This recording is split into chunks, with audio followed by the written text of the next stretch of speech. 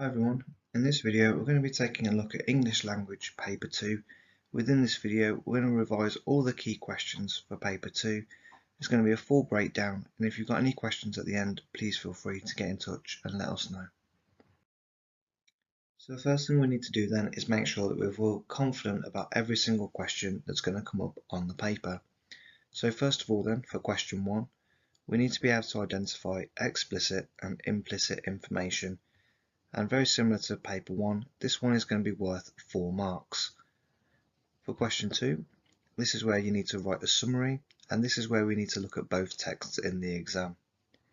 And this one's worth 8 marks. For question 3, this should be a nice, easy, familiar question because we've done it time and time again. How has the writer used language? The only difference from paper 1 is that this is actually worth 12 marks.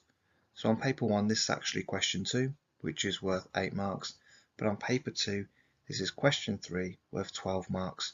So the only really difference that we're going to have here is that we should really write 3 paragraphs as opposed to 2 paragraphs that we would have done on paper 1. Now for question 4, this is where we compare how the writers convey their feelings and perspectives and their viewpoints on whatever topic it is that we're talking about. And that's going to be worth a massive 16 marks in the exam. And for our final question, question 5, this is the one on transactional writing, by which I mean it's anything from writing an article, a speech, a letter, or anything like that, and that is worth a massive 40 marks. We have 24 marks for the content, and then 16 marks for your spelling, punctuation, and grammar. If we think about our teacher's top tip before we move on as well, it's important that you consider how much time to spend on each question in relation to their value.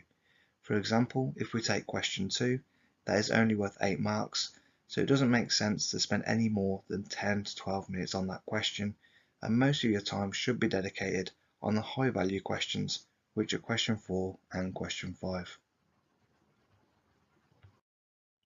So by the end of this video, you'll be able to recall each of the questions for paper 2, understand how to approach each question, and finally you'll be able to apply your understanding to prepare for the paper 2 exam.